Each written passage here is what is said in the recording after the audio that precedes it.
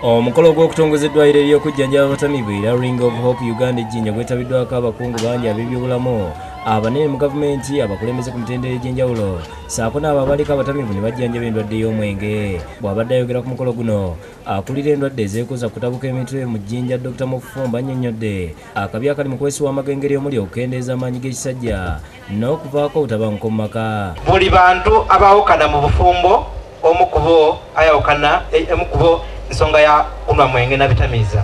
Ono agamba nti azaakola okunoonyeza amalwaliro ag'enjawulo era ng'akizudde ng'abalwadde 6 ku buli 100 abasinga bali mu malwaliro ng'enda bweva mu kunywa mwenge. Physical effects on their bodies, mental effects on their brains and also social effects.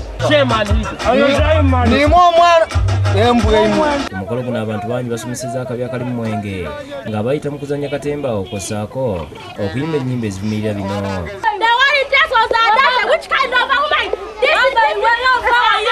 Abalala abali balujjuji ne bakiruka bangi beetabye ku mukolo guno era ne bawa obujulizi ku ngeri gye bajjanjaba omwenge saako okunnyonnyola ebizibu bye bayitamu nga bakyanya omwenge. Because for whenever you drink, you thank yourself and you end up dying.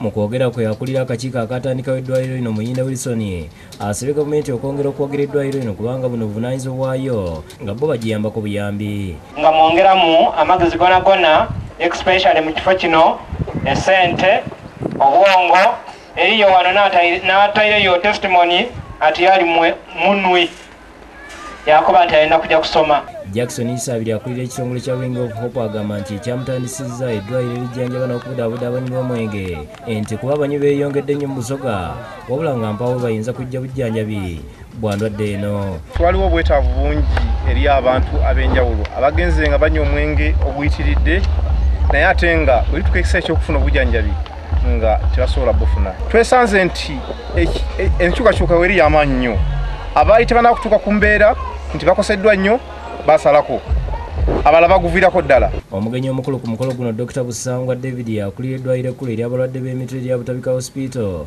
agambye nti ekizibu ky'omwenge kyeyongedde nnyo mu ggwanga nga Uganda y'emu ku mawanga agasinga okunywa omwenge mu nsi yonna ne ku ssemazinga Africa ekwata kisooka. Kuba ife ebituuka kuno omwenge tukunywera irala twalira ne mukati nga buli muntu okuva ku myaka 15 okweyongerayo mu mwaka bamubalira ekidomolo kirambe ekyawala ki. Ono ekizibu ky'omwenge n'okukozesa ebiragalalagala akisadde ku bazadde abeesuuliddeyo gannagamba eri abaana baabwe. Nemala abaana bajja batyama mu misiri gw'ebikaado baanwa endaayi baavaayo ng'amaiso gabamyusa nga tebalina kyakukola baakola ebizibu bingi mu byalo byatutabula. Ono era yeeyamye ku lwa gavumenti okuyamba ku ddwaliro lino eri abanywi b'omwenge okwongera okuyamba ku bantu b'omu bitundu eby'obuvanjuba bw'eggwanga.